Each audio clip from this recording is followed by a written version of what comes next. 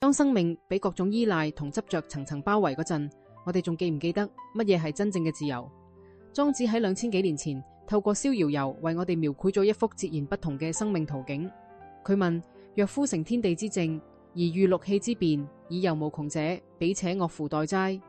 呢句話嘅意思係，當我哋能夠順應天地萬物嘅本性嗰陣，我哋仲需要依賴乜嘢外在嘅支撐呢？想象一下，如果你唔再需要任何人嘅認可先至感到有價值，唔再需要任何成就先至證明自己嘅存在，唔再需要任何外在條件先至感到快樂，咁會係咩嘢狀態？呢個就係莊子所講嘅成天地之正嘅境界。我哋返到生命最自然嘅狀態，就好似河水順住河道流，好似雀仔順住風勢飛，唔需要額外嘅力量，亦都唔需要刻意嘅努力。喺呢種狀態下，我哋發現真正嘅自主唔係對抗外界，而係同萬物和諧共存。現代人經常感到疲憊，好大程度上係因為我哋習慣性地依賴外在嘅條件嚟定義自己嘅價值。我哋依賴人哋嘅讚美嚟感到有意義，依賴成功嚟證明自己嘅能力，依賴擁有嚟獲得安全感。但係呢啲依賴就好似枷鎖一樣，令我哋永遠冇辦法真正自由。莊子提醒我哋，當我哋學會成天地之正嗰陣，呢啲外在嘅支撐反而變成多餘嘅負擔。真正嘅自由從放下自我嘅執着開始。莊子喺逍遙遊中提到致人無己，呢個係一個極之深刻嘅洞見。無己並唔係要我哋消失或者否定自己，而係要我哋放下對自我形象、身份認同嘅緊緊執着。我哋每個人都有一個關於自己嘅故事，譬如我係一個成功嘅人，我係一個好父母，我係一個專業嘅工作者。呢啲身份標籤本身冇問題，問題在於當我哋過度認同呢啲標籤嗰陣，就會俾佢哋所束縛。當現實同我哋嘅自我形象不符嘅時候，我哋就會感到痛苦同焦慮。冇己嘅智慧在於，我哋可以扮演呢啲角色，但唔俾呢啲角色定義。就好似演員可以全心投入角色，但落咗戲台，佢知道自己唔係嗰個角色。當我哋唔再俾我應該係點樣嘅框架束縛嘅時候，我哋反而能夠更自在地表達真實嘅自己。呢種放下並唔會令我哋變得冷漠或者冇情，相反地，佢會令我哋變得更加真誠同自然。喺日常生活中，我哋可以練習觀察自己嘅自我執着。當你因為人哋冇按照你期望嘅方式回應而感到受傷嗰陣，問下自己，我係咪太執着於我係一個被尊重嘅人呢個身份呢？當你因為工作表現不如預期而沮喪嗰陣，睇下係咪過度認同咗我係一個能幹嘅人呢個形象。跟住落嚟，我哋嚟探討神人無功呢個概念。現代社會非常強調成就同功業，我哋細細個就被教導要努力、要成功、要有所作為。但係莊子就話神人無功，呢個係咩意思呢？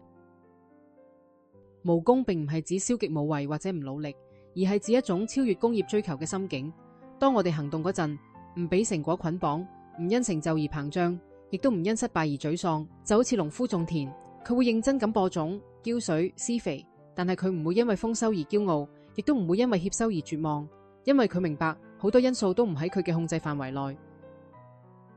呢種心境帶嚟嘅係一種深層嘅自由。當我哋唔再俾成功或者失敗嘅結果所擺佈嗰陣，我哋可以全心全意咁投入當下嘅行動中。我哋做嘢係因為件事本身有意義，而唔係為咗證明乜嘢或者獲得乜嘢。咁樣嘅行動往往更有效率，亦都更有創造力，因為我哋嘅心係完全開放同專注嘅。喺工作中，你可以嘗試咁樣嘅心態，盡你最大嘅努力，但唔執着於結果。當你完成一個項目嗰陣，無論結果如何，都能夠平靜地接受，然後專注於下一個當下。呢個唔係消極嘅態度，而係一種更高層次嘅積極，因為你嘅動力嚟自於內在嘅滿足，而唔係外在嘅回報。同無功相呼應嘅係聖人無名。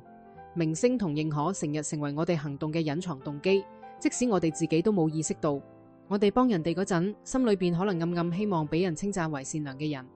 我哋努力工作嗰陣，可能渴望俾人認可為優秀嘅員工；我哋創作嗰陣，可能期望俾人稱為有才華嘅藝術家。但係莊子話聖人無名，真正嘅智慧者對名聲冇執着。呢個並唔係話佢哋唔會獲得名聲，而係話名聲嘅有冇唔會影響佢哋內在嘅平靜同價值感。佢哋行善唔求人知，做嘢唔為讚美，因為佢哋嘅滿足嚟自於行動本身嘅意義，而唔係人哋嘅評價。當我哋從對外在認可嘅渴求中解脫嗰陣，會發生乜嘢呢？首先，我哋嘅行動會變得更加純粹，我哋唔再需要考慮人哋會點睇，而可以專注於乜嘢係對嘅。其次，我哋會變得更加創新，因為我哋唔再受制於人哋嘅期望同既有嘅標準。最重要嘅係，我哋會揾到內在嘅價值感，呢種價值感唔會因為外界嘅變化而動搖。練習無名嘅智慧可以從小事開始，譬如做一件善事嗰陣唔話俾任何人知，完成一個作品嗰陣唔急於分享，幫人哋嗰陣唔期望感謝。慢慢咁，你會發現內在有一種更深層嘅滿足感喺度成長。當我哋逐漸放下自我執着、工業追求同明星渴望之後，生命會開展出咩嘢可能性呢？莊子用遊無窮嚟形容呢種狀態。呢個唔係指物理上嘅冇邊冇際，而係指精神上嘅無限自由。遊無窮嘅境界就好似進入咗一個冇邊界嘅遊樂場。喺呢度，我哋唔再俾各種條條框框所限制，唔再俾過去嘅經驗所束縛，亦都唔再俾未來嘅焦慮所困擾。我哋完全活在當下，以一種遊戲嘅心態面對生命中嘅種種經歷。呢種狀態帶嚟嘅創造力係驚人嘅。當我哋唔再驚失敗，唔再執着於特定嘅結果嗰陣，我哋敢於嘗試，敢於創新，敢於表達真實嘅自己。藝術家喺呢種狀態下創作出最動人嘅作品，科學家喺呢種狀態下做出最突破性嘅發現，普通人喺呢種狀態下活出最精彩嘅人生。喺現代生活中，我哋可以通過各種方式培養呢種遊無窮嘅心境。譬如喺工作中保持好奇心，將每個挑戰都睇作係一次探險；喺人際關係中保持開放，將每次相遇都當作係一次學習嘅機會；喺面對困難嗰陣保持幽默感，將每個問題都視為一個有趣嘅謎題。當我哋學會以呢種輕鬆而專注嘅態度面對生活嗰陣，我哋就係喺遊無窮啦。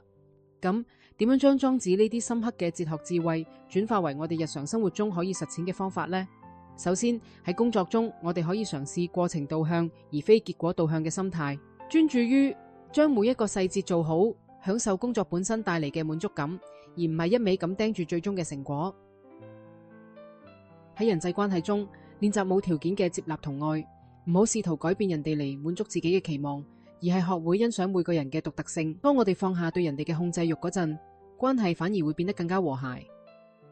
喺創作或者學習中，保持初學者嘅心態，唔好俾過去嘅成功所束縛，亦都唔好俾失敗所打擊。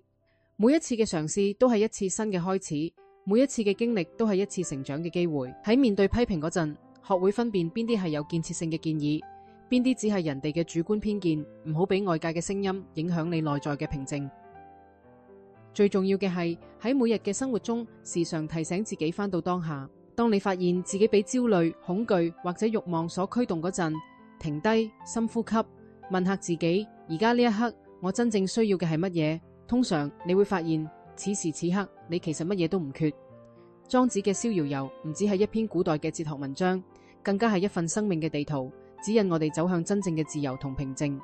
當我哋學會無己無功無名嗰陣，我哋就能夠遊無窮，喺呢個有限嘅世界中體驗到無限嘅可能性。如果呢啲分享對你有所啟發，亦都請你分享俾身邊可能需要嘅朋友。願你喺接下嚟嘅日子裏，揾翻心靈最初嘅自由與寧靜。